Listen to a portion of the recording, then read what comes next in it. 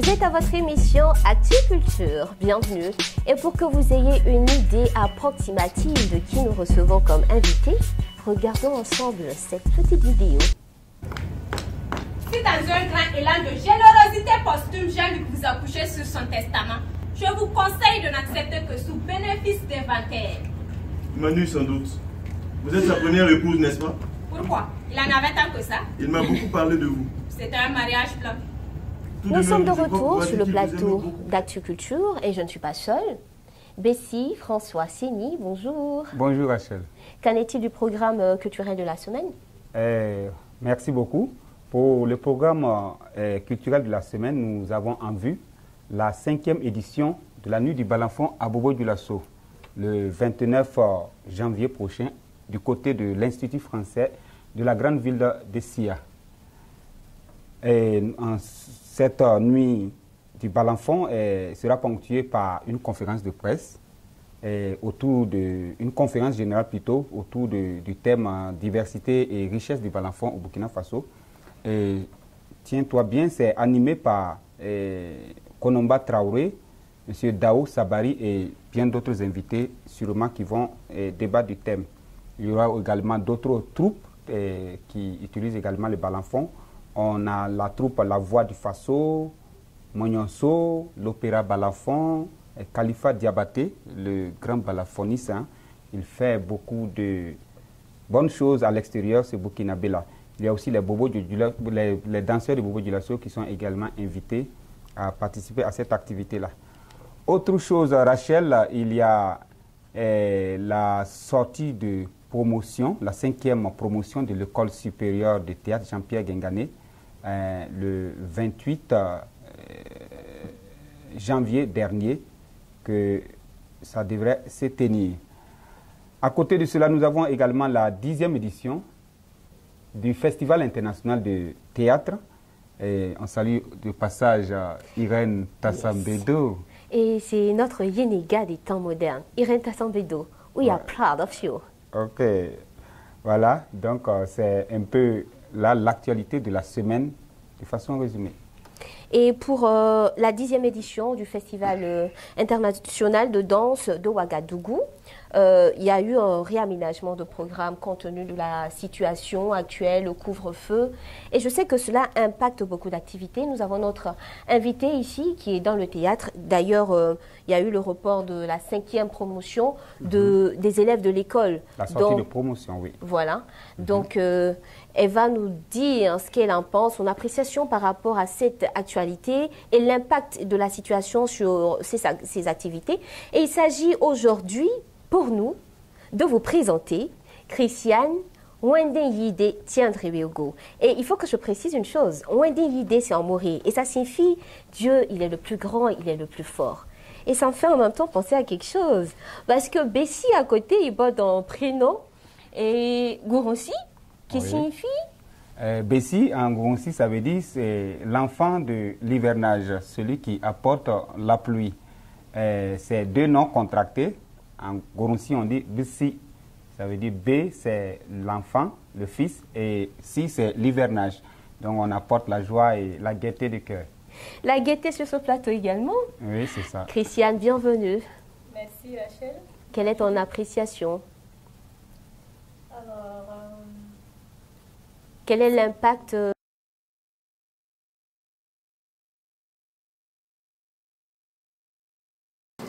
Alors, ça joue beaucoup sur les activités que je participe. Il y a par exemple la sortie de promotion de nos aînés, la 5e promotion de l'école supérieure de théâtre Jean-Pierre Guingané qui devrait se tenir le 28 janvier à l'espace culturel Gamidi qui a été reporté pour une date ultérieure.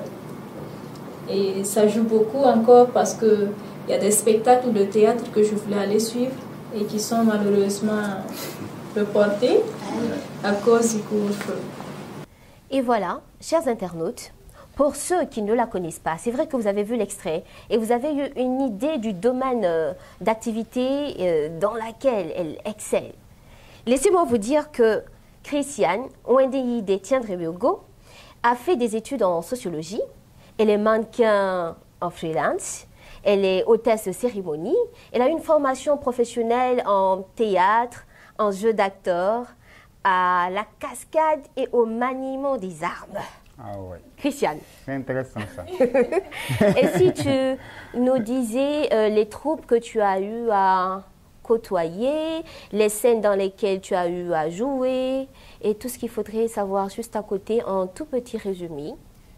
Ok, pour commencer, j'ai d'abord travaillé avec la troupe théâtrale Bassi de Ziaré, une troupe dirigée par Congo Rasmani. C'est là-bas que j'ai commencé et j'ai eu à faire des tournées avec lui dans la province de Louis-Tengan. Et c'est comme ça que j'ai renforcé l'amour que j'avais pour le théâtre. En venant à Ouaga après mon baccalauréat, j'ai commencé à avoir des pièces de théâtre aussitôt. Et j'ai échangé avec des aînés qui m'ont conseillé d'adhérer aussitôt en tant que membre. Et j'ai adhéré. C'est comme ça que j'ai commencé à suivre des modules de formation de courte durée. Et ça a encore renforcé cet amour-là entre le théâtre et moi. J'ai donc décidé d'adhérer, de m'inscrire à l'École supérieure de théâtre Jean-Pierre Guingani pour la 6e promotion. Et je sais que Bessie, il a plein de questions pour toi. Ben oui, elle a juste parlé d'amour avec le théâtre. Ben, comment c'est né? La genèse, c'est où? Comment ça a commencé? Ça a commencé à l'école primaire, avec les sketchs dans lesquels je jouais pour des compétitions. Il y avait OZEP Culture, et c'est comme ça, à l'école primaire, j'ai commencé à jouer dans les sketchs. Et j'ai donc décidé de continuer parce que je suis contente d'être sur scène. Okay. Permets-moi, Bessie, de rebondir là-dessus. Oui. C'est vrai qu'elle aime le théâtre. Ouais. Bon, on trouve dans sa bio qu'elle a décidé de faire du mannequinat en freelance et d'être hôtesse de cérémonie. Qu'est-ce que ces deux petits métiers t'apportent en fait? Côté réseau relationnel et peut-être côté pécunier aussi. Ça. Pour le mannequinat, j'ai commencé parce que c'est cette prestance que je voulais, apprendre à marcher avec les talons. C'est ce qui m'a amené au mannequinat. J'ai commencé, ça m'a plu. Donc j'ai décidé de ne pas être dans une agence et d'être freelance. Comme ça, quand il y a des trucs et que des gens que je connais veulent travailler avec moi, je le fais. Et d'ailleurs, en mannequinat, j'ai travaillé avec un photographe en tant que mannequin photo.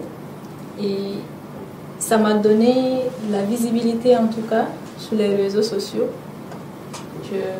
C'est ça. Et voilà, on a de belles images qui passent. Oui. C'est très beau. Bessie, tu as d'autres questions oui, la deuxième question, c'est dans sa biographie. On fait mention de Noël Minungu, Laure Guiré, Hildevert Meda. Ben, quelle est l'importance de ce type de contact pour toi? Il y a une grande importance parce que ça m'a beaucoup aidé à avoir des relations avec des gens du milieu et ça me renforce encore parce que je pars vers eux pour des conseils. À chaque fois que je veux faire quelque chose, je demande conseil à Noël Minungu, à Laure Guiré, à Hildevert Meda, le maestro. Et nous saluons du passage. Et ça m'aide beaucoup parce que je travaille beaucoup avec eux et je tire profit. Je pose plein de questions sur tout ce qui peut m'arranger. Et moi, par exemple, pour avoir côtoyé des gens qui sont dans pratiquement le même métier que toi, je sais que ça demande beaucoup de temps, ça demande beaucoup d'entraînement, ça demande beaucoup de volonté. Mais au-delà de ça, il y a les profanes qui sont là et qui disent pour une femme qui doit exceller dans ce milieu, il faut forcément que ce soit une fille légère. Ce qui n'est pas forcément vrai. Mais comme tu es en train d'embrasser le métier, quel message est-ce que tu peux lancer pour convaincre les différentes personnes que c'est un métier noble? C'est d'abord dire aux gens que ceux-là qui viennent là pour être légères ou un truc, c'est qu'ils ne viennent pas parce qu'ils veulent faire ce métier. Ils viennent, ils sont juste de passage. Et si tu veux faire de ça ton métier, c'est tout comme les autres métiers. Tu es médecin, tu es enseignante ou je ne sais pas. Ça demande beaucoup d'amour et beaucoup de travail. C'est un métier comme les autres. On ne peut pas dire que c'est que c'est parce que tu es une fille légère que tu fais ça, parce qu'on travaille beaucoup, on a le temps de travail, beaucoup de répétitions, ça demande d'être libre dans la tête pour pouvoir accumuler les textes et tout, donc c'est un travail. C'est un travail, c'est un métier noble, c'est un travail comme tous les autres. Et c'est ainsi que nous allons mettre fin à notre entretien du jour. C'était un plaisir, Christiane. Merci d'avoir accepté notre invitation. Merci Bessie François Séni. Merci à vous tous les internautes. On se donne rendez-vous la semaine prochaine, même heure, même chaîne. Et restez fidèles à Burkina History TV, votre télévision à portée de main.